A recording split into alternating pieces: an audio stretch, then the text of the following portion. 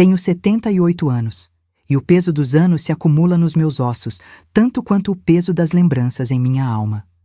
Nasci em Ribeirão das Flores, um lugarejo tão pequeno que nem nos mapas aparecia. Meus pais, Honório e Quitéria, eram gente simples. Pai cortava cana desde os 12 anos e mãe costurava para fora quando as mãos ainda lhe obedeciam. A nossa casa era pequena, de barro batido e telhado, que deixava a chuva entrar nos dias de tempestade.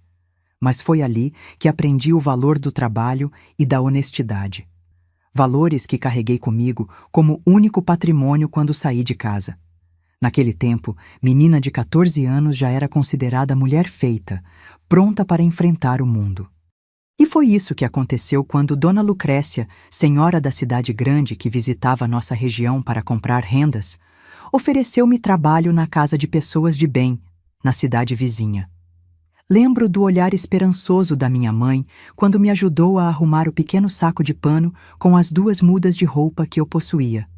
Vai, Serafina, ela me disse, arrumando meus cabelos com os dedos. Vai e faz tua vida melhor que a nossa. Você que está me ouvindo, minha querida, você que está aí do outro lado da tela, eu queria saber uma coisa. De onde é que você me assiste? Que cidade te acolhe? Em que canto do Brasil, ou do mundo, você está agora? Me conta aqui nos comentários, porque às vezes, mesmo com tanta distância, é no encontro das nossas histórias que a gente entende que não está sozinho. Essa é a minha, mas pode ser um espelho de muita gente. Então fica comigo, escuta até o fim, porque depois que você souber o que aconteceu naquela mansão, talvez você olhe para as pessoas de outras formas. Pisei na mansão Alencastro, numa manhã de setembro, quando as rosas do jardim exalavam um perfume que me pareceu na época o cheiro da oportunidade e da esperança. Eu era só uma menina, magricela, cabelos escuros presos em tranças mal feitas e um vestido remendado que minha mãe havia passado a noite inteira preparando para que eu parecesse apresentável. As mãos suavam, os joelhos tremiam, e eu repetia baixinho as instruções que Dona Lucrécia havia me dado. Fale só quando perguntarem, olhe para baixo em sinal de respeito, diga sempre sim, senhor e sim, senhora. O mordomo me conduziu por aquela casa enorme, com móveis que brilhavam tanto que eu podia ver meu reflexo neles. Os tapetes macios abafavam o som dos meus passos incertos, e eu me perguntava quantas casas de Ribeirão caberiam naquela sala de estar. Foi naquele instante que o vi pela primeira vez. Osório Montenegro de Alencastro, o patrão. Alto, cabelos grisalhos nas têmporas e um terno impecável que parecia ter sido feito só para ele.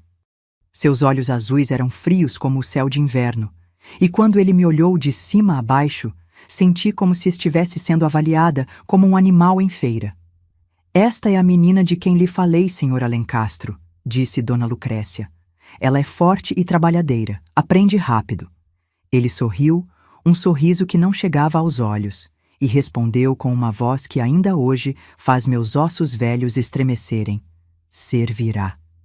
Ensine-lhe as regras da casa e ponha-a para trabalhar imediatamente. Não tolero preguiça ou incompetência. Os primeiros dias foram de descobertas e deslumbramento. Nunca havia visto tantos cômodos, tantos objetos de valor, tantas comidas diferentes. Aprendi a limpar os cristais sem quebrá-los, a polir a prataria até que brilhasse como espelho, a passar os lençóis de linho com o ferro de carvão pesado que deixava bolhas nas minhas mãos inexperientes. Dona Eulália, a governanta, era rigorosa, mas justa, e me ensinava com paciência o que eu precisava saber. À noite, dormia num quartinho no sótão, pequeno mas limpo, com um colchão mais macio que o de palha que eu tinha em casa.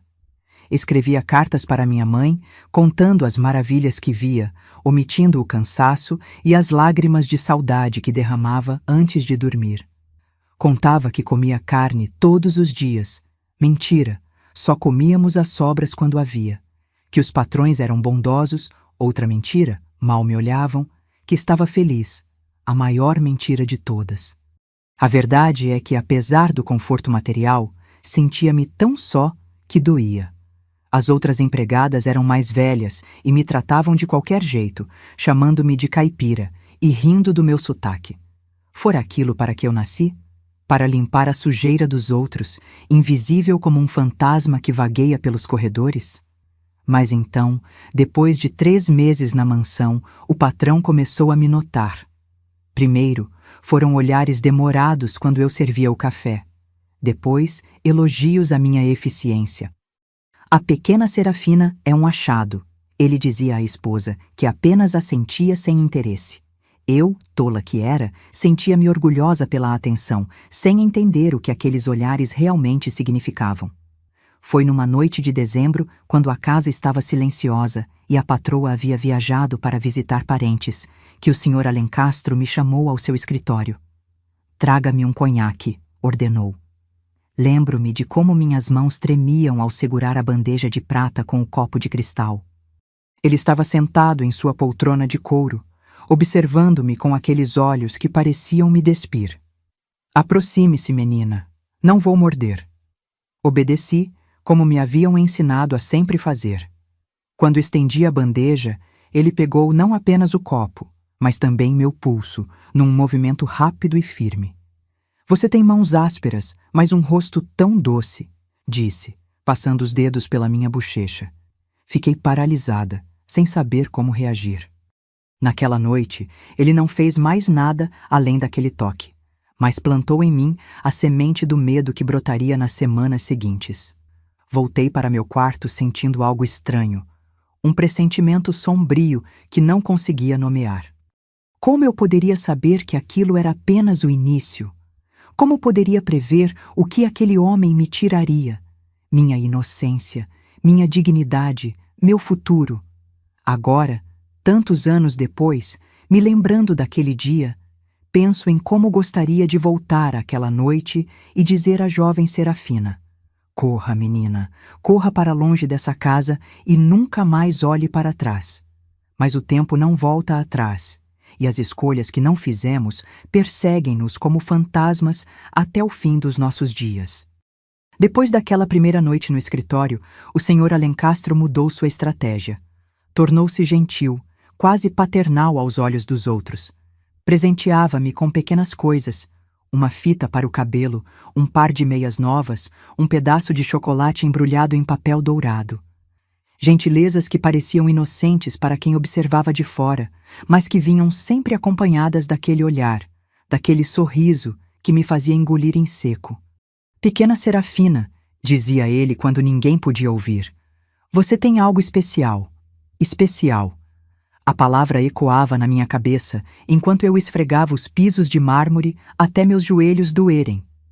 O que havia de especial numa menina magricela do interior que mal sabia ler? A senhora Alencastro, sempre distante e fria, começou a me observar com desconfiança. Certa manhã, enquanto eu arrumava as flores na sala, ela se aproximou silenciosamente, como uma gata, e disse entre dentes: "Não pense que não vejo o que está acontecendo, menina." Sua voz era afiada como uma navalha. "Conheço bem homens como meu marido, e conheço melhor ainda meninas como você. Se for esperta, mantenha distância." Tentei explicar que não havia feito nada, que o senhor era quem se aproximava, mas ela já havia dado as costas, deixando apenas o perfume de lavanda e a ameaça pairando no ar. As semanas se transformaram em meses, e os pequenos presentes deram lugar a investidas mais diretas. Ele começou a aparecer em lugares onde sabia que eu estaria sozinha. A despensa quando eu organizava mantimentos, o quarto de hóspedes quando eu trocava a roupa de cama, o jardim dos fundos quando eu estendia lençóis para secar. No início, eram toques aparentemente acidentais, seus dedos roçando nos meus ao pegar uma xícara, sua mão pousando no meu ombro ao passar instruções. Depois, vieram os beijos forçados nos cantos escuros, o hálito de conhaque e tabaco invadindo meus pulmões, as mãos apertando com força suficiente para deixar marcas. Cada vez que isso acontecia, meu corpo congelava completamente. Era como se minha alma se desconectasse, flutuando acima de mim mesma, observando aquela cena horrível acontecer com outra pessoa. Aprendi a construir um muro dentro da minha mente, um lugar seguro onde eu podia me esconder enquanto aquilo acontecia. Contava os segundos, focava nos padrões do papel de parede, recitava mentalmente as orações que minha mãe havia me ensinado. qualquer coisa para não estar presente naquele momento. As outras empregadas percebiam que algo estava errado. Eu havia perdido peso, raramente falava, sobressaltava-me ao menor ruído. Ninguém perguntava, ninguém interferia. Na mansão Alencastro, o silêncio era a regra mais importante de todas. De noite, no meu quartinho solitário, eu abraçava o travesseiro e chorava silenciosamente, mordendo os lábios até sentir gosto de sangue. Pensava em fugir, em voltar para casa, mas para contar o quê? E como sobreviveria minha família sem o dinheiro que eu enviava? Lembro-me daquela tarde de quarta-feira como se fosse ontem. O relógio da sala de estar havia acabado de bater 3 horas quando o Sr. Alencastro apareceu na cozinha, onde eu ajudava a preparar o jantar. A Sra. Adelaide está com enxaqueca e precisa de silêncio absoluto. Então você vai limpar o quarto azul hoje, anunciou ele, alto o suficiente para que todos ouvissem. O quarto azul, no fim do corredor do 2º andar, raramente era usado. Ficava afastado dos outros cômodos, com janelas voltadas para os fundos da propriedade, onde só se viam árvores. Minhas mãos começaram a tremer incontrolavelmente quando peguei o balde e os panos de limpeza. A cozinheira, Dona Zélia, lançou-me um olhar de pena, mas rapidamente voltou a se ocupar com suas panelas. Subi as escadas como quem caminha para o próprio enforcamento, cada degrau um esforço monumental. O corredor parecia esticar-se infinitamente à minha frente, as sombras alongando-se como garras nas paredes.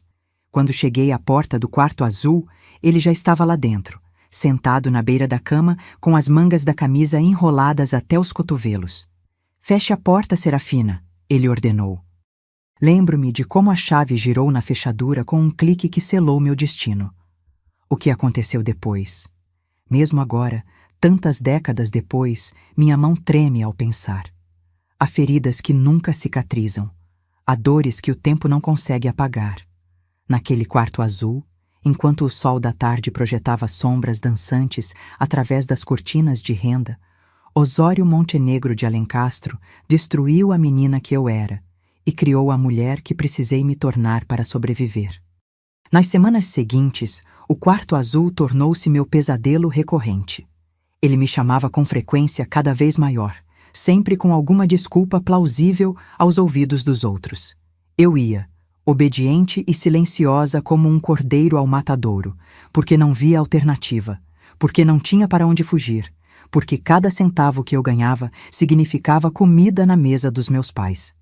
Tornei-me um fantasma dentro daquela casa, pálida, silenciosa, movendo-me pelos corredores como se não existisse. Meus olhos, antes vivos e curiosos segundo minha mãe costumava dizer em suas cartas, agora fitavam o vazio. A senhora Alencastro, que antes me olhava com desconfiança, agora exibia um ar de satisfação cruel, como se tivesse confirmado suas suspeitas sobre mim. As outras empregadas cochichavam pelos cantos, algumas com desprezo, outras com pena. Aprendi a ignorar seus olhares, seus sussurros. O mundo havia se reduzido a sobreviver um dia após o outro. Foi quando meu corpo começou a mudar que percebi o verdadeiro alcance da minha desgraça. Os enjoos matinais, a ausência do sangue mensal, o inchaço dos seios, sinais que até uma menina ingênua do interior como eu não podia ignorar. Estava grávida. Grávida aos 15 anos, solteira, empregada doméstica, sem família por perto, sem dinheiro, sem esperança. Numa manhã de domingo, quando todos haviam saído para a missa, ajoelhei-me no banheiro e tentei expulsar aquela criança do meu corpo usando métodos que havia ouvido as empregadas mais velhas comentarem em sussurros. Bebi chás amargos que me fizeram vomitar, golpeei meu próprio ventre, implorei a Deus que levasse aquele fruto do pecado. Nada funcionou. Na segunda-feira seguinte, enquanto servia o café da manhã, deixei cair uma xícara de porcelana que se estilhaçou no chão. Foi o suficiente. O Sr. Alencastro ordenou que eu comparecesse ao seu escritório ao final do dia. Imaginei que receberia mais um de seus castigos, mas o que me aguardava era ainda pior. Seus olhos frios me avaliaram de cima a baixo, detendo-se por um instante no meu ventre, ainda não visivelmente aumentado. Recebi informações de que você tem se comportado de maneira moralmente questionável, Serafina, disse ele, a voz controlada e distante, como se falasse de negócios. Não posso permitir que uma pessoa de reputação duvidosa permaneça sob este teto. Aqui está seu pagamento final e uma carta de referência. Você tem 1 hora para arrumar seus pertences e sair. Fiquei paralisada, incapaz de processar o que estava acontecendo. Ele, o homem que havia me roubado tudo, agora me acusava de imoralidade e me expulsava como se eu fosse culpada. Quando finalmente encontrei minha voz, só consegui perguntar: "O senhor sabe o que está crescendo dentro de mim?" Ele não piscou, não hesitou. "O que quer que esteja crescendo dentro de você, Serafina, não é da minha responsabilidade. Sugiro que procure o pai verdadeiro de seu bastardo, se é que você sabe quem ele é." Naquele momento, algo dentro de mim morreu.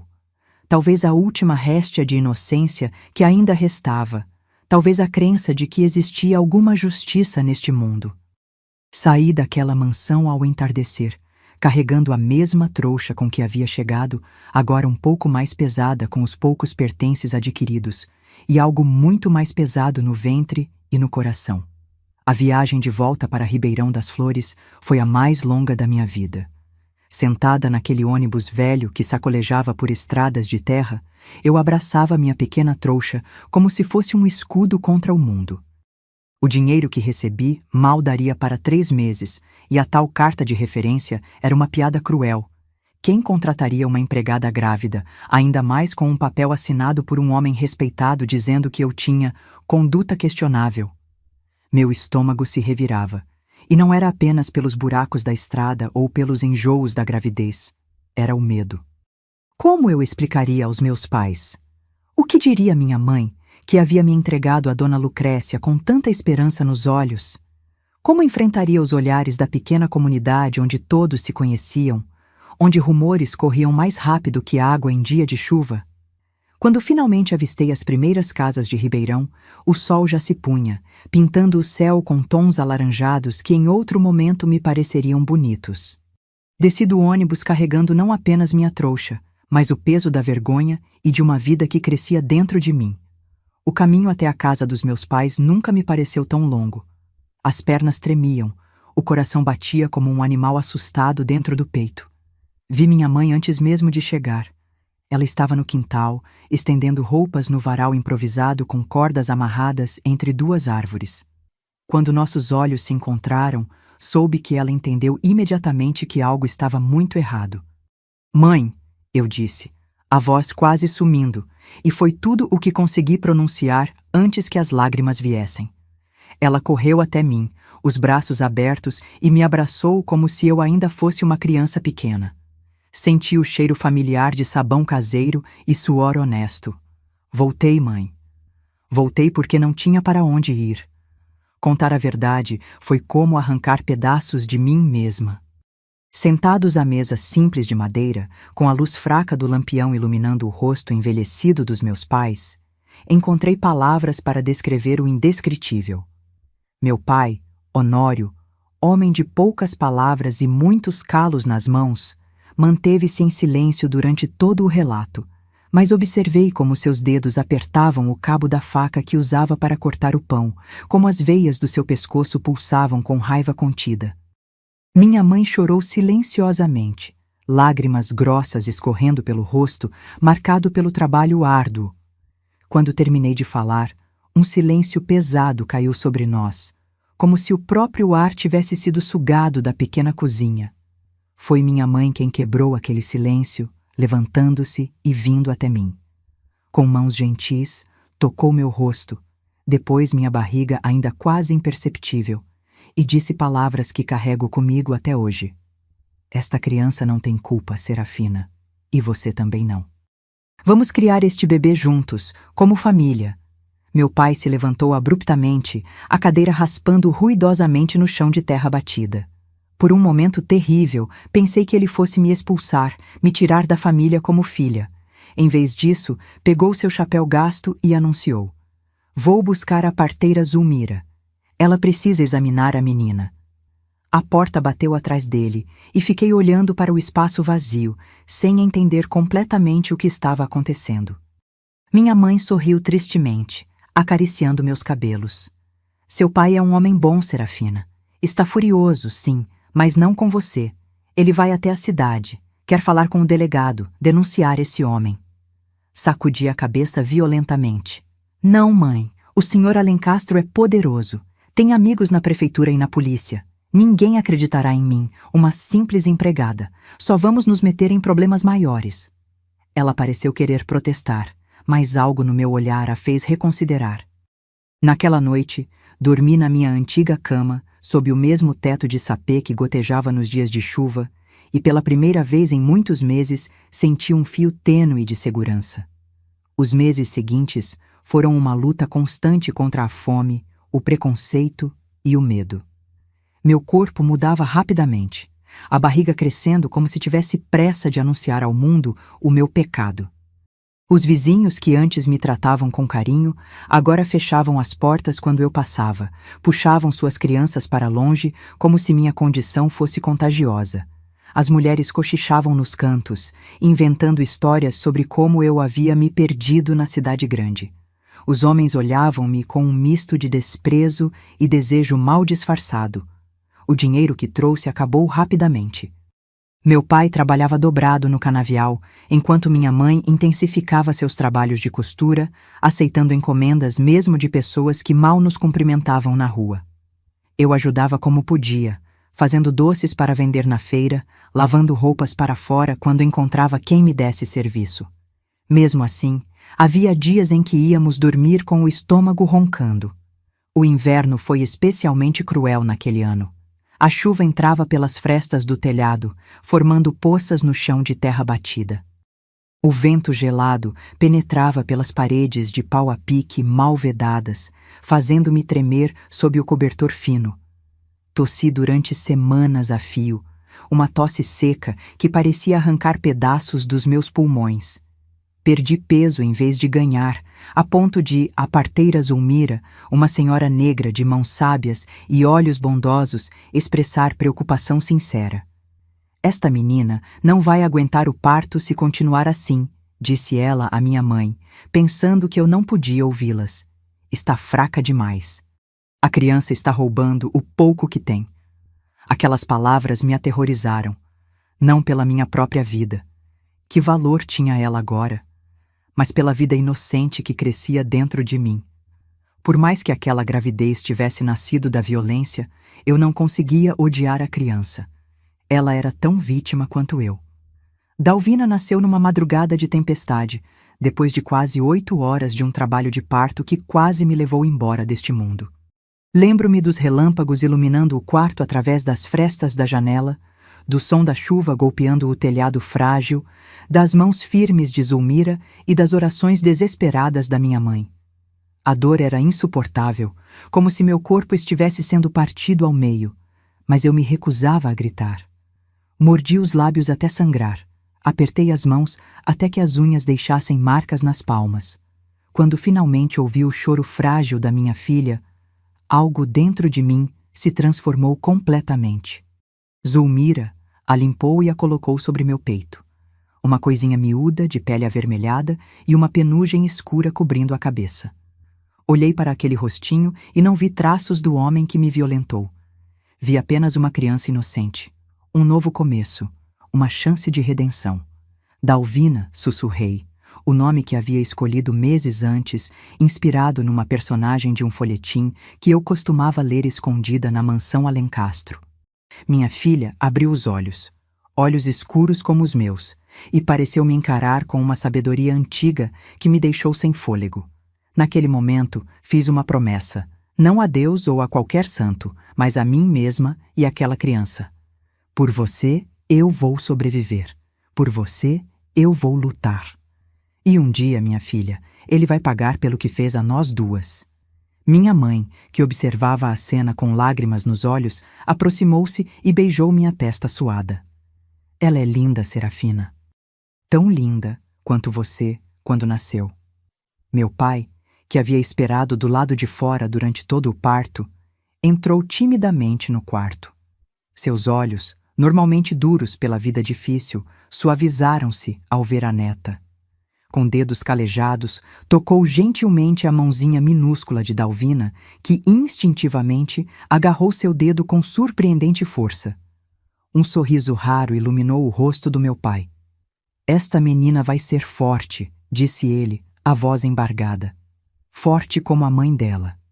Ali, naquele quarto humilde, com o teto gotejando em vários pontos e o chão de terra transformado em lama pela água da chuva, formamos um círculo imperfeito de amor em torno daquela nova vida.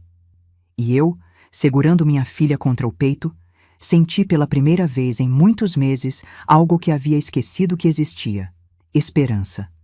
O tempo é um costureiro estranho. Junta retalhos de dias uns aos outros, formando um tecido irregular que chamamos de vida. Quando olho para trás, vejo que os anos após o nascimento de Dalvina passaram como páginas arrancadas de um livro, algumas faltando completamente, outras borradas pelo uso constante. Minha filha cresceu forte, apesar das circunstâncias. Tinha meus olhos, meus cabelos escuros, mas um espírito indomável que não herdara de mim. Talvez fosse um presente dos deuses para compensar sua origem. Aos 5 anos, já me ajudava a separar os grãos de feijão, sentada no chão de terra batida, com uma concentração que fazia meu coração apertar. Tão pequena e já tão responsável. Aos 7, aprendeu a ler com o professor da vila, que ofereceu ensiná-la gratuitamente depois que consertei seus paletós gastos. Minha filha tem uma mente ágil, senhorita Serafina, disse ele, ajustando os óculos na ponta do nariz. Seria um desperdício deixá-la crescer sem educação. Foi por essa época que meu pai adoeceu. A tosse que o acompanhava desde sempre se transformou em algo mais grave. Emagreceu até virar pele e osso, a força dos braços que cortavam cana, evaporando como orvalho ao sol.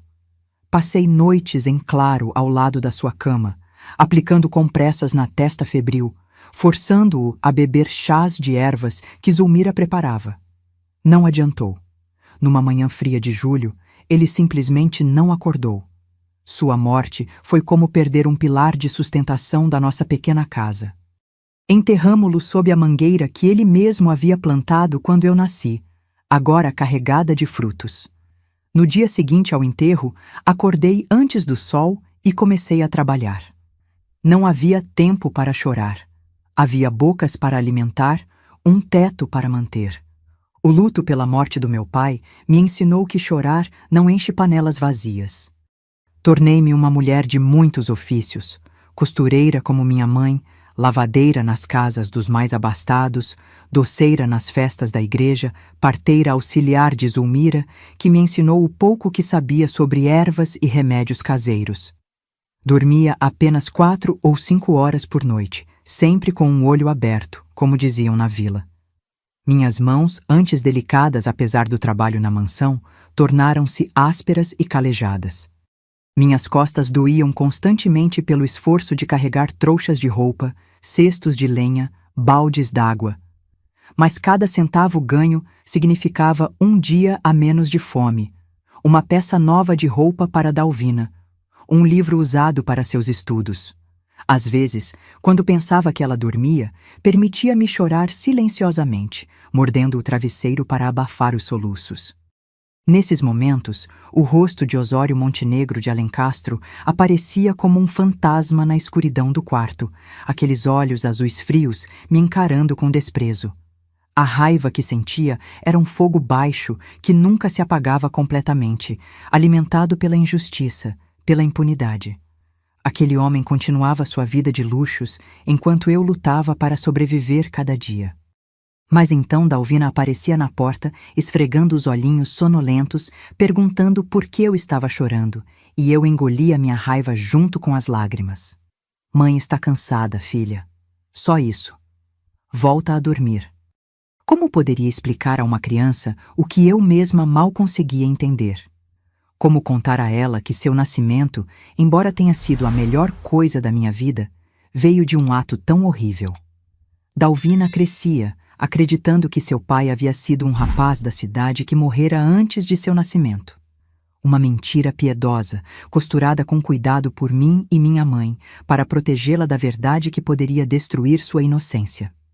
Os anos passaram com a velocidade de uma carroça em estrada de lama, lentamente, mas sem parar.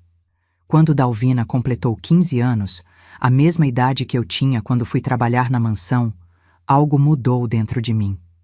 Olhei para minha filha, agora uma moça alta e bonita, com olhos brilhantes e sonhos maiores que nosso vilarejo, e senti medo. Um medo visceral, primitivo, de que a história se repetisse, de que ela também fosse devorada por um mundo cruel para o qual não estava preparada. Foi nessa época que minha mãe adoeceu. Diferente do meu pai, que partiu rapidamente, Quitéria definhava lentamente, perdendo pedaços de si mesma dia após dia. Primeiro foi a memória. Nomes, datas, rostos, tudo se misturava numa sopa confusa dentro da sua cabeça. Depois foram as pernas, que se recusavam a obedecer-lhe. Por fim, até a fala a abandonou, deixando-a presa num corpo que já não reconhecia como seu. Cuidei dela como ela cuidou de mim durante toda a vida, limpando-a quando se sujava, alimentando-a com papas quando não conseguia mais mastigar, penteando seus cabelos agora completamente brancos. Dalvina me ajudava como podia, mas eu insistia que continuasse seus estudos. Ela havia conseguido uma vaga na escola da cidade, a 6 quilômetros de distância, que percorria a pé todos os dias, com chuva ou com sol. Minha filha será alguém na vida. Eu repetia para mim mesma enquanto esfregava roupas no tanque até meus dedos sangrarem. Ela não vai limpar a sujeira dos outros. Ela não vai depender da bondade de ninguém. Quando minha mãe finalmente descansou, Dalvina tinha 18 anos e um sonho: tornar-se professora. Enterrei Quitéria ao lado do meu pai, sob a mesma mangueira agora ainda mais bonita, e no dia seguinte voltei ao trabalho. A vida não parava para respeitar o luto. Dalvina conseguiu uma vaga na escola normal da capital do estado, uma bolsa de estudos parcial, resultado de suas notas exemplares e da intervenção do velho professor que a alfabetizou. Construí peça por peça o enxoval que ela levaria, costurando à luz de velas quando meus olhos já ardiam de cansaço, vendendo bolos e doces para juntar o dinheiro das passagens e dos livros. Na manhã da sua partida, entreguei-lhe uma pequena caixa de madeira com todas as economias de anos de trabalho. Isto é para emergências, filha. Guarde bem. Ela tentou recusar, seus olhos, tão parecidos com os meus, marejados de lágrimas. A senhora precisa mais do que eu, mãe. Não posso aceitar. Segurei suas mãos entre as minhas, mãos ainda macias, sem as marcas do trabalho pesado que as minhas carregavam. Isto é para você construir seu futuro, Dalvina. Um futuro melhor que o meu. É o único presente que posso te dar. Ela me abraçou com força, e por um momento senti que abraçava também a menina que fui um dia, cheia de sonhos e esperanças. Observei o ônibus partir até que se tornasse um ponto distante na estrada empoeirada. Então, voltei para nossa casa agora silenciosa. Naquela noite, sentada sozinha à mesa onde antes éramos 4, permiti que a raiva contida por tantos anos finalmente aflorasse por completo. Agora que Dalvina estava longe e segura, agora que não precisava mais protegê-la da verdade ou me preocupar com o que ela pensaria, podia finalmente dar vazão ao sentimento que corroía meu coração como ácido. Peguei papel e lápis e comecei a planejar, meticulosamente, como reencontraria Osório Montenegro de Alencastro. Os jornais antigos que embrulhavam as verduras na feira mencionavam seu nome ocasionalmente. Ainda vivia na mesma mansão, ainda era um homem respeitado na sociedade. Sua esposa havia falecido anos antes, e seus filhos, os legítimos, pensei com amargura, haviam se mudado para o exterior. Estava sozinho, envelhecendo entre as paredes da casa onde destruíra minha juventude. Perfeito. A vingança, descobri, é um prato que se come frio, mas que nunca perde o sabor. E eu esperava tempo suficiente. Demorei quase 1 ano para colocar meu plano em prática. Primeiro, vendi nossa pequena casa em Ribeirão das Flores, o único bem que possuía, o lugar onde enterrei meus pais e minhas lágrimas. Foi mais difícil do que imaginei.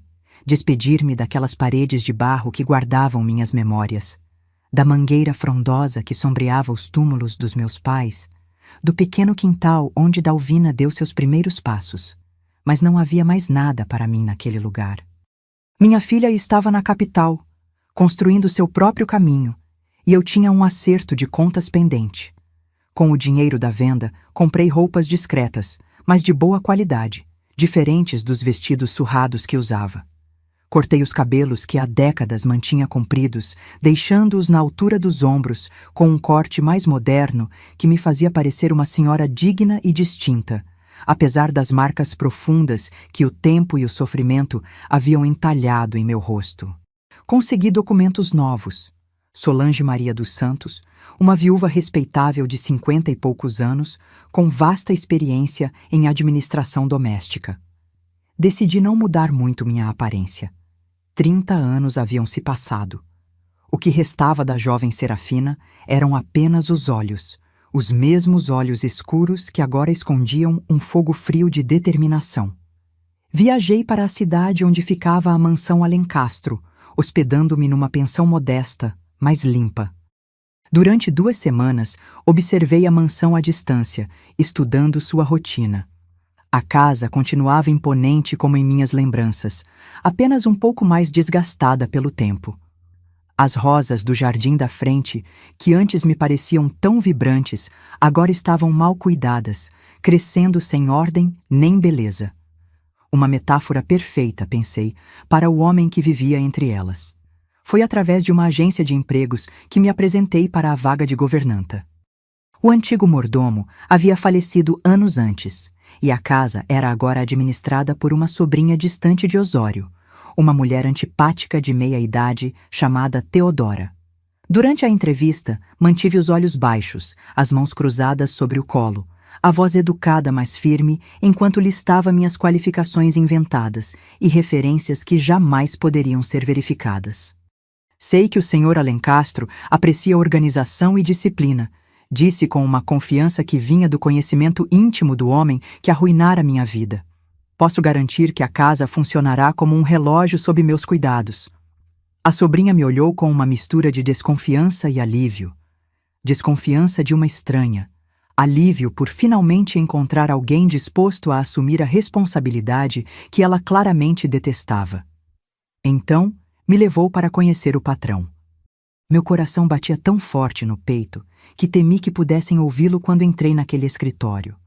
O mesmo escritório onde, 3 décadas antes, ele me despedira com palavras cruéis, negando sua responsabilidade pelo fruto que crescia em meu ventre.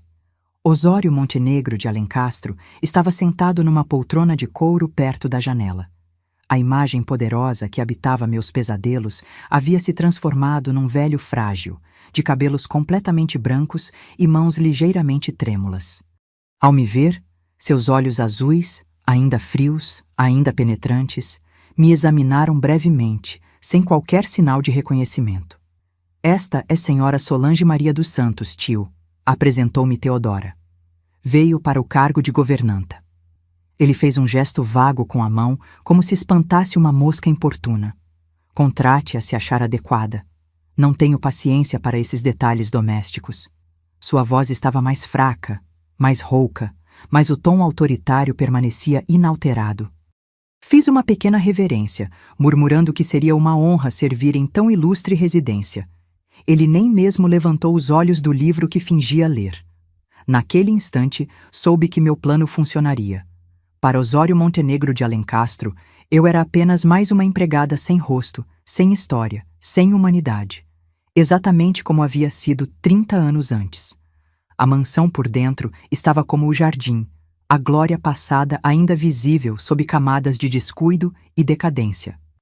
Os lustres de cristal acumulavam poeira. O papel de parede descascava em vários cantos. Algumas peças de mobília haviam desaparecido, provavelmente vendidas para manter as aparências de riqueza que já não existia mais. Funcionários, que antes eram muitos, agora se resumiam a uma cozinheira idosa, um jardineiro que vinha apenas 3 vezes por semana e um rapaz que servia como motorista e faz tudo. Assumir o controle da casa foi mais fácil do que imaginei. A sobrinha Teodora, ansiosa para se livrar das responsabilidades, praticamente jogou as chaves em minhas mãos e voltou para sua vida na capital, aparecendo apenas uma vez por mês para verificar se o tio ainda respirava. E, suspeitei, para garantir que ainda constava no testamento. Estabeleci uma rotina rígida, reorganizei a despensa, dispensei fornecedores desonestos que cobravam preços exorbitantes, contratei uma faxineira para os trabalhos mais pesados. Osório observava essas mudanças com distante aprovação. Um dia, enquanto eu servia seu chá da tarde, ele comentou que a casa não funcionava tão bem desde os tempos da sua falecida esposa. Permiti-me um pequeno sorriso, pensando na ironia de receber um elogio do homem que planejava destruir. Foi durante essas sessões de chá que comecei a observá-lo mais atentamente, estudando seus hábitos, suas fraquezas. Percebi que tomava vários medicamentos ao longo do dia. Pílulas para pressão alta, para o coração, para dormir. Vi como suas mãos tremiam cada vez mais, como precisava de ajuda para subir as escadas, como frequentemente se perdia em memórias do passado. Uma tarde, enquanto eu ajeitava sua manta sobre os joelhos, ele me chamou por outro nome, Adelaide, sua falecida esposa. Corrigi-o gentilmente, e ele pareceu confuso por um momento, antes de balançar a cabeça como para espantar uma névoa invisível. A idade está me tornando um tolo, senhora Solange. Às vezes, o passado parece mais real que o presente. Foi durante uma dessas confusões mentais que ele mencionou a jovem empregada de anos atrás. Estávamos no jardim, ele em sua cadeira de rodas, que agora usava com frequência, eu podando as roseiras que havia recuperado com cuidados diários. De repente, sem qualquer provocação, ele comentou: "Tivemos uma empregada uma vez, uma menina do interior. Causou um grande escândalo. Minhas mãos congelaram nas tesouras de poda, mas mantive a voz calma ao perguntar: 'Que tipo de escândalo, senhor?' Ele fez um gesto vago com a mão. Engravidou enquanto trabalhava aqui. Adelaide suspeitava que ela andava se encontrando com homens na cidade.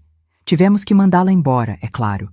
Não podíamos manter uma moça de reputação duvidosa sob nosso teto. Engoli a vontade de falar que subiu à minha garganta. "O senhor se lembra do nome dela?" perguntei, forçando um tom de desinteresse casual. Ele franziu a testa, esforçando-se para lembrar. "Sarinha? Selma? Algo assim, faz tanto tempo." Depois de um momento, acrescentou: "Era uma pena. Trabalhava bem, apesar de tudo." Naquela noite, em meu pequeno quarto nos fundos da mansão, não o mesmo do sótão onde dormira na juventude, mas próximo o suficiente para fazer os fantasmas do passado dançarem nas sombras, tomei minha decisão final. Abri minha maleta cuidadosamente guardada e tirei de lá um pequeno frasco que comprara de um herborista na cidade. Um extrato concentrado de uma planta que, segundo Zulmira me ensinara anos antes, em doses pequenas, aliviava dores, mas em quantidades maiores, administradas constantemente, causava uma deterioração gradual que facilmente poderia ser confundida com o avanço natural da idade e das doenças. Peguei também um caderno surrado onde havia anotado meticulosamente os medicamentos que Osório tomava, seus horários, suas dosagens. No dia seguinte, comecei. 1 gota no chá da manhã, 2 no suco do almoço. O veneno da vingança finalmente sendo servido, gota a gota, dia após dia, ao homem que envenenara minha juventude de uma só vez. Os efeitos do meu discreto veneno começaram a se manifestar após 3 semanas. Sutis a princípio, um tremor mais acentuado nas mãos, uma palidez que a luz do sol não conseguia disfarçar, momentos de confusão que se tornavam cada vez mais frequentes. Osório queixava-se de tonturas ao se levantar, de uma fadiga que nenhum descanso parecia aliviar. Quando o médico veio visitá-lo, um homem jovem, de óculos grossos e expressão preocupada, passei-me por uma governanta dedicada, relatando com precisão clínica os sintomas que observara, omitindo apenas sua verdadeira causa. O doutor franze a testa ao verificar a pressão sanguínea oscilante, examinar as pupilas dilatadas, escutar o coração que batia em ritmo irregular. Acredito que estamos lidando com uma deterioração natural, senhora Solange. A idade avançada, combinada com as condições pré-existentes do Sr. Montenegro, não há muito que possamos fazer além de ajustar as medicações e garantir conforto. Agradeci ao médico com um aceno respeitoso, prometendo seguir suas recomendações à risca. Tarde demais percebi o olhar agudo de Osório fixo em mim, um lampejo de desconfiança atravessando a névoa de sua confusão. Por um instante terrível, pensei que ele tivesse me reconhecido, que a máscara de Solange tivesse escorregado para revelar Serafina por baixo. Mas foi apenas um momento. Seus olhos voltaram a se embaçar, e ele murmurou algo sobre a chuva, embora o céu estivesse de um azul impecável naquela manhã. Durante as semanas seguintes, mergulhei mais fundo em meu papel de enfermeira dedicada. Ajustei as doses do meu veneno particular para complementar os novos medicamentos receitados, observando com satisfação sombria como a vida escoava lentamente daquele corpo que um dia parecera tão poderoso e invulnerável. Uma noite, enquanto o ajudava a chegar à cama, ele agora dependia completamente de mim para as tarefas mais básicas. Ele agarrou meu pulso com uma força surpreendente para alguém tão debilitado. Já nos conhecemos antes, não é mesmo? Perguntou. Sua voz um sussurro rouco, os olhos azuis momentaneamente límpidos, perfurando os meus. A pergunta me pegou desprevenida, mas anos de dor me ensinaram a controlar minhas emoções. O senhor deve estar me confundindo com outra pessoa, respondi calmamente, ajeitando seu travesseiro. Estou cuidando do senhor há apenas alguns meses. Ele manteve o olhar fixo em mim, como se tentasse desenterrar uma memória enterrada profundamente. Há algo em seus olhos, insistiu. Algo familiar. Desviei o rosto, pretendendo organizar os medicamentos na mesa de cabeceira, e quando me virei novamente, o momento de lucidez havia passado. Ele voltara a ser o velho confuso e debilitado, murmurando nomes de pessoas mortas há muito tempo. Conforme o outono avançava e as folhas douradas caíam no jardim da mansão, o estado de Osório deteriorava-se numa sincronia perfeita com a natureza ao redor. Os médicos agora vinham semanalmente, cada visita trazendo novos medicamentos, novas recomendações, novas expressões de pesar profissional diante do inevitável declínio. A sobrinha Teodora aparecia com mais frequência, seus olhos calculistas avaliando as antiguidades que em breve seriam suas, mal disfarçando a impaciência enquanto perguntava sobre o estado de saúde do tio. Seu tio está recebendo os melhores cuidados possíveis, eu assegurava, com uma dedicação que me surpreendia por sua sinceridade.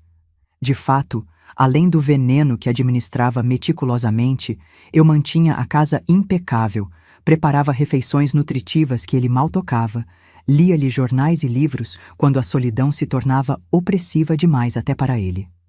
Havia uma estranha dualidade em minhas ações. Por um lado, trabalhava ativamente para acabar com sua vida. Por outro, esforçava-me para que seus últimos dias fossem dignos. Talvez porque precisasse que sua morte parecesse natural, ou talvez pensamento perturbador. Porque após tanto tempo, a vingança já não me consumia com a mesma intensidade de antes. Uma tarde, enquanto eu regava as roseiras que havia revivido com meus cuidados, Osório pediu para ser levado ao jardim. Sentado em sua cadeira de rodas, envolvido em mantas mesmo sob o sol generoso, ele contemplou por longo tempo as flores vibrantes que contrastavam com sua palidez, parecendo um cadáver. Minha esposa amava essas rosas, comentou novamente com a memória esquecida, sua voz quase inaudível. Contratamos uma vez uma menina para cuidar delas, jovem demais, ingênua demais. Mas continuei regando metodicamente cada planta, controlando minha respiração como havia aprendido a fazer nas décadas de dor silenciosa. Ela me lembrava um pouco você, continuou ele, seus olhos agora fixos em mim. A mesma forma de mover as mãos, a mesma dignidade, apesar de tudo. Pousei o regador com cuidado, virando-me finalmente para encará-lo. Viu o que aconteceu com ela, senhor?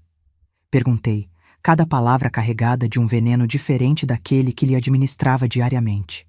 Ele desviou o olhar, contemplando o horizonte além dos muros da propriedade. Quem pode se lembrar dessas coisas depois de tanto tempo? Dispensamos muitas empregadas ao longo dos anos. Não se pode guardar cada rosto, cada nome. Mas guardei o seu, quis gritar. Guardei seu nome, seu rosto, o cheiro da sua colônia, o som dos seus passos no corredor, o peso do seu corpo sobre o meu. Guardei tudo, em cada célula do meu ser, enquanto você nem se deu ao trabalho de lembrar meu nome. As semanas se transformaram em meses, e com a chegada do inverno, a saúde de Osório entrou em colapso final. Agora, acamado permanentemente, oscilava entre períodos de inconsciência e breves momentos de lucidez agonizante. Os médicos, impotentes, limitavam-se a prescrever morfina para a dor cada vez mais intensa. Estava claro para todos que o fim se aproximava. Para os médicos que balançavam a cabeça em silenciosa confirmação, para a sobrinha que já começava a fazer inventário dos bens enquanto o tio ainda respirava, para os poucos amigos que vinham prestar suas últimas homenagens. Claro para todos, exceto para mim, que havia imaginado esse momento por tantos anos e agora me encontrava estranhamente despreparada para sua concretização. Uma noite, enquanto limpava o suor frio de sua testa com uma toalha úmida, ele abriu os olhos e me olhou com uma clareza que não demonstrava há semanas. Sei quem você é, disse ele, sua voz tão fraca que precisei inclinar-me para ouvir. Serafina.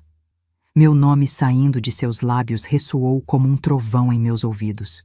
Por um instante, considerei negar, manter a farsa até o fim. Mas que diferença faria agora? Então segurei sua mão enrugada entre as minhas, igualmente marcadas pelo tempo, e respondi simplesmente, sim. Seus olhos azuis, agora turvos pela idade e pela doença, fixaram-se nos meus. Você voltou para se vingar, concluiu ele. Não uma pergunta, mas uma constatação. O veneno. Percebia há algum tempo, mas não disse nada aos médicos. Confesso que esta não era a reação que eu havia antecipado em meus anos de planejamento. Por que não? Consegui perguntar, minha voz um eco distante do turbilhão de emoções que me atravessava. Seu sorriso fraco continha algo de resignação. Porque merecia, não é mesmo? Pelo que fiz com você. Como poderia explicar para aquele homem à beira da morte que sua admissão tardia não diminuía em nada o peso dos anos de sofrimento, das oportunidades perdidas, da infância de minha filha sem um pai presente? Como dizer que suas palavras, embora inesperadas, chegavam tarde demais para oferecer qualquer tipo de redenção? Limitei-me a assentir em silêncio, enquanto lágrimas que havia contido por décadas finalmente corriam livres pelo meu rosto envelhecido. A filha, murmurou ele, tão baixo que quase não ouvi. Ela está bem? Por um momento, a imagem de Dalvina, agora professora respeitada, casada, mãe de 2 filhos que nunca conheceriam a verdade sobre seu avô, pairou entre nós como um fantasma. Está, respondi secamente. Cresceu forte e digna, apesar de você, não graças a você. Ele fechou os olhos e por um momento pensei que houvesse partido. Mas então sua mão apertou levemente a minha, um gesto tão tênue quanto o bater de asas de uma borboleta. Me perdoa? Perguntou, sua voz agora apenas um sopro. Não sei, respondi honestamente. Talvez um dia. Não hoje. Na manhã seguinte, Osório Montenegro de Alencastro não acordou. Partia ao amanhecer, deixando para trás uma carta de demissão citando problemas familiares urgentes. A sobrinha Teodora, ocupada demais com os arranjos funerários e a leitura do testamento, mal notou minha ausência até que fosse tarde demais para fazer perguntas inconvenientes. Peguei apenas o que trouxera comigo, algumas roupas, as poucas economias que fizera durante meus meses na mansão e o pequeno frasco agora vazio que havia sido meu instrumento de justiça tardia. No caminho para a rodoviária, parei brevemente no cemitério municipal. Havia chovido durante a noite e a terra molhada exalava aquele cheiro peculiar de recomeço que sempre me fez pensar em plantações novas. Depositei uma única rosa vermelha, colhida do jardim da mansão naquela manhã, sobre o túmulo de Adelaide Montenegro de Alencastro. Um gesto estranho, talvez, para a esposa do homem que destruíra minha vida, mas senti que ela também havia sido, de certa forma, uma vítima daquela casa, daquele homem, daquela vida de aparências e mentiras. No ônibus que me levava de volta para a capital, onde Dalvina agora vivia com sua própria família, permiti-me contemplar o que havia realizado. A vingança que consumira tantos anos de minha vida estava finalmente completa, mas o sabor era diferente do que imaginara. Não doce como mel, nem amargo como fel, apenas vazio. Como um estômago que foi privado de alimento por tanto tempo que já não sabe reconhecer a saciedade quando ela finalmente chega. Pensei nas últimas palavras de Osório, no pedido de perdão que nunca esperei ouvir. Não havia mentido quando disse que não sabia se poderia perdoá-lo algum dia. Algumas feridas são profundas demais para cicatrizar completamente. Algumas memórias persistem além de nossa capacidade de transcendê-las. No entanto, enquanto observava a paisagem passar pela janela do ônibus, os campos verdejantes, as pequenas casas, as pessoas seguindo com suas vidas simples, senti um peso se dissolver lentamente em meu peito, como neve derretendo sob os primeiros raios de sol da primavera. Não era perdão, não ainda, mas talvez fosse o começo de algo igualmente precioso, a possibilidade de viver os anos que me restavam olhando para frente, não mais para trás. De ser simplesmente Serafina, não mais definida pelo que Osório me tirou, mas pelo que eu conseguira construir apesar de tudo, uma mulher que sobreviveu, uma mãe que protegeu sua filha, uma avó que agora poderia finalmente permitir-se a alegria simples de ver as crianças crescerem sem a sombra constante do passado pairando sobre cada momento de felicidade. O tempo é um costureiro fiel, e agora percebo como ele continuou tecendo minha história muito depois que deixei a mansão Alencastro. 20 anos se passaram desde aquela manhã em que Osório partiu deste mundo. 20 anos de uma vida que nunca imaginei ter. Não a menina sonhadora de Ribeirão das Flores, nem a jovem devastada que voltou para casa grávida, nem mesmo a mulher determinada que planejou uma vingança por décadas. Tornei-me outra Serafina após aquele dia. Uma que aprendeu a conviver com o passado sem permitir que ele devorasse o presente. Meus pais se foram pela idade, como contei no início desta história. Honório com sua tosse que piorou até levá-lo, Quitéria definhando lentamente até que seu corpo finalmente desistiu, ambos enterrados sob a mangueira que sombreava nossa pequena casa. Às vezes me pergunto se estão em paz, se olham para mim de algum lugar com entendimento pelo que fiz. Minha filha Dalvina cresceu e se casou com um homem gentil, professor como ela, e me deu 2 netos que são a luz dos meus dias. Caio, o mais velho, tem os mesmos olhos escuros que herdei de minha mãe e passei para minha filha, olhos Clementino, como costumamos dizer na família. A pequena Helena tem a mesma determinação que me manteve viva durante os anos mais difíceis. Nenhum deles sabe a verdade completa sobre seu avô.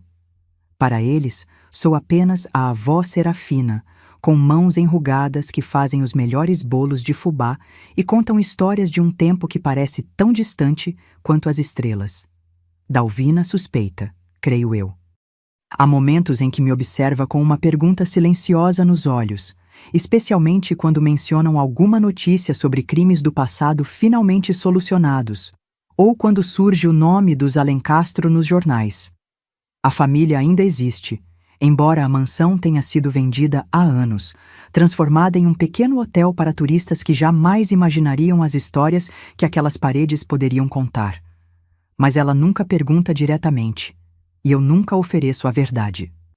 É nosso acordo tácito, nosso silêncio compartilhado, o que me faz pensar que talvez ela saiba mais do que demonstra, talvez sempre tenha sabido. Minha filha herdou minha força, mas também uma sabedoria que nunca tive na juventude. E quanto a homens, nunca mais quis saber deles depois do que passei. Tive pretendentes, é claro. Mesmo marcada pela vida dura, mantive uma dignidade que alguns homens achavam atraente. Um viúvo da vizinhança trouxe-me flores por 3 domingos seguidos quando Dalvina estava na faculdade. Um colega professor dela, já grisalho, mas de olhos bondosos, convidou-me para um café mais de uma vez. Agradeci a todos com educação, mas mantive a porta do meu coração firmemente trancada. Não por medo, o tempo havia cicatrizado essa ferida específica, mas por escolha. Meu corpo, que havia sido violado e depois transformado em instrumento de vida ao gerar Dalvina, agora me pertencia completamente. Era uma liberdade silenciosa que poucas mulheres da minha geração conheceram. Os anos que se seguiram à morte de Osório não foram fáceis, mas tinham um sabor diferente das dificuldades anteriores. Era como se a conclusão daquela parte da minha história tivesse aberto espaço para novos capítulos que eu nem sabia que poderiam existir. Voltei a estudar, algo que abandonara ainda menina, matriculando-me em um curso noturno para adultos. As letras dançavam diante dos meus olhos cansados, os números se embaralhavam em equações que pareciam escritas em língua estrangeira. Mas persisti. Cada página virada, cada problema resolvido era uma pequena vitória contra o destino que tentara me definir. Quando recebi meu diploma do ensino médio, aos 63 anos, Dalvina chorou mais do que eu, segurando minha mão enquanto eu subia ao palco improvisado no ginásio da escola comunitária. Mamãe, a senhora é a pessoa mais forte que já conheci, sussurrou enquanto me abraçava. Não tive coragem de dizer que aquela força vinha do mesmo lugar que minha escuridão, da capacidade de suportar, de sobreviver, de transformar a dor em combustível. Comecei a trabalhar em uma pequena biblioteca do bairro, organizando livros e ocasionalmente lendo histórias para crianças nas tardes de sábado. Era um trabalho modesto, mas me dava imensa satisfação. Cada livro que passava pelas minhas mãos era uma janela para um mundo que me fora negado na juventude. Uma oportunidade de viver 1000 vidas além da minha. Foi lá, entre páginas amareladas e o cheiro reconfortante de papel antigo, que comecei a considerar escrever minha própria história.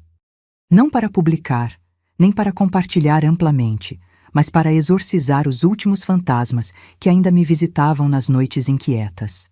A ideia ficou adormecida por anos, um pequeno pensamento que ocasionalmente me visitava enquanto eu servia o café da manhã ou regava as plantas do meu pequeno apartamento, um lugar simples, mas meu, pago com o dinheiro que economizei trabalhando na biblioteca e com pequenos trabalhos de costura que continuei fazendo mesmo depois de me aposentar. O caderno onde comecei a escrever estas memórias me foi dado por Helena no meu aniversário de 70 anos. Um presente simples, capa dura, páginas em branco, uma fita marcadora de um vermelho profundo como sangue. Para suas histórias, vovó, disse ela com a simplicidade das crianças que ainda não aprenderam a temer a verdade. Para que não se percam. E assim, palavra por palavra, página por página, comecei a recontar minha vida. Não a versão suavizada que compartilhava com vizinhos curiosos, nem a história fragmentada que minha família conhecia em pedaços, mas a verdade crua e inteira, com todas as suas sombras e claridades. E percebi, enquanto escrevia, que o ato de nomear as dores e os silêncios tinha um poder transformador que nem a vingança conseguiria proporcionar. Era como drenar uma ferida antiga, permitindo que finalmente cicatrizasse completamente. Houve momentos, ao longo dos anos, em que me questionei se havia feito a escolha certa naquela mansão. Se o veneno administrado gota a gota não havia envenenado também algo dentro de mim. A pergunta me visitava geralmente nas madrugadas, quando o silêncio era tão denso que eu podia ouvir o tic-tac do meu próprio coração envelhecido. Teria sido diferente se eu o tivesse confrontado diretamente?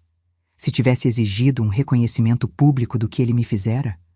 Se tivesse procurado a justiça dos homens em vez da minha própria justiça silenciosa? Talvez. Ou talvez eu tivesse encontrado apenas mais portas fechadas, mais olhares incrédulos, mais humilhação. O mundo mudou nessas décadas. Agora, há palavras para o que Osório me fez, há leis e punições, há vozes que se erguem em uníssono contra homens como ele. Mas naquela época, no meu mundo pequeno de Ribeirão das Flores, o que havia para uma menina pobre que fora seduzida por seu patrão? Que chance eu teria contra o homem respeitado, o benfeitor da comunidade, o senhor de terras e influências? Não, não posso me arrepender do caminho que escolhi, mesmo que tenha deixado cicatrizes em minha alma que nenhum tempo conseguiu apagar completamente. Mas há uma verdade que só agora, nos meus últimos anos, consigo admitir plenamente. A vingança não me trouxe a paz que eu esperava. A morte de Osório, por minhas mãos ou pelo tempo, não desfez o que aconteceu naquele quarto tantos anos atrás. Não devolveu minha juventude, não apagou as lágrimas que derramei, não aliviou os sacrifícios que fiz para criar Dalvina sozinha. A verdadeira cura veio depois, lentamente, através do amor da minha família, das pequenas alegrias cotidianas, da dignidade com que reconstruí minha vida. Veio ao ver minha filha se tornar uma mulher forte e íntegra, ao sentir o abraço despreocupado dos meus netos, ao perceber que havia construído algo belo das ruínas que me foram deixadas. E isso, percebo agora, é uma vitória muito maior do que qualquer vingança poderia ser. Uma vitória não contra Osório, mas contra o destino que ele tentou me impor, contra a invisibilidade e o silenciamento, contra a ideia de que minha vida valia menos do que a dele. O médico diz que não tenho muito tempo. Meu coração, que suportou tanto ao longo dos anos, está cansado demais para continuar lutando. Sinto uma certa ironia nisso, terminar meus dias de forma semelhante a Osório, com o corpo gradualmente me abandonando enquanto a mente permanece lúcida, testemunha impotente do próprio declínio. Mas há diferenças cruciais. Não estou sozinho. Dalvina vem todos os dias, trazendo flores frescas e notícias do mundo lá fora. Os netos sentam-se ao pé da minha cama, contando histórias da escola, pedindo conselhos sobre assuntos que fingem ser graves, mas que sei que esquecerão na próxima semana. Há uma vizinha gentil que traz sopas caseiras, um enfermeiro paciente que me ajuda com os remédios, antigas colegas da biblioteca que se revezam para ler livros com suas vozes trêmulas, mas determinadas. Estou cercada de carinho e respeito, coisas que construí com minhas próprias mãos, tijolo por tijolo, ao longo de uma vida que começou na escuridão, mas encontrou sua luz própria. Ontem à noite, sonhei com ele. Não com o Osório velho e debilitado cujos últimos momentos presenciei, nem com o homem cruel e poderoso que abusou de minha inocência. Sonhei com um Osório diferente, um que talvez nunca tenha existido. Um homem comum, sentado na varanda de uma casa simples, observando o pôr do sol com expressão tranquila. No sonho, me aproximei e sentei ao seu lado. Ficamos em silêncio por um tempo que parecia esticar-se infinitamente, até que ele virou-se para mim e perguntou: "Você me perdoou, Serafina?" E pela primeira vez pude responder com honestidade: "Sim, não pelo seu bem, mas pelo meu." Acordei com lágrimas nos olhos e uma sensação estranha de leveza, como se algo pesado que carregara por toda a vida tivesse finalmente se desprendido de mim. Talvez seja apenas o delírio de uma velha à beira da morte. Ou talvez seja a sabedoria final que só chega quando estamos prestes a partir. O que sei é que enquanto termino de escrever estas últimas páginas da minha história, sinto uma paz que nunca pensei ser possível. Não me arrependo, mas ainda sonho com ele. E nos sonhos, ele lembra quem eu sou. E eu, finalmente, posso lembrar quem sou eu, além da dor que ele me causou. Serafina Clementina da Rocha, filha de Quitéria e Honório, mãe de Dalvina, avó de Caio e Helena. Uma mulher que viveu sua vida em seus próprios termos, apesar de tudo. Uma mulher que encontrou sua voz depois de décadas de silêncio. Uma mulher que, no fim, conseguiu perdoar, não para absolver o culpado, mas para libertar a si mesma. O médico diz que não tenho muito tempo e, pela primeira vez na vida, não tenho medo do que vem depois. Vivi o suficiente, amei o suficiente, sofri mais do que o suficiente. O que quer que esteja do outro lado, o silêncio eterno ou um novo começo, Estou pronta para recebê-lo de cabeça erguida, com a mesma dignidade que foi minha companheira mais fiel ao longo desta jornada. Deixo estas páginas para quem quiser conhecer minha história, para que saibam que existiu uma Serafina que sobreviveu, que lutou, que amou e que, no fim, encontrou paz. E se você ficou até aqui, me escutando, meu coração agradece. Cada palavra que eu soltei foi como tirar uma pedra de dentro do peito. E você esteve comigo em cada uma delas. Não importa se a gente nunca se viu. Só de saber que alguém, em algum lugar, quis ouvir minha voz, já me faz sentir menos invisível. Essa história que eu carreguei calada por tantos anos, agora pertence a você também. E antes de eu ir, queria te pedir uma última coisa. Não deixa essa dor virar costume. Escute as mulheres à sua volta, preste atenção nos silêncios. Eles dizem mais do que a gente imagina. Agora eu vou me recolher. Talvez fazer um chá. Se cuida. E não esquece de me contar nos comentários. De qual cidade você me ouviu hoje? Até a próxima. E que Deus te abençoe, minha querida.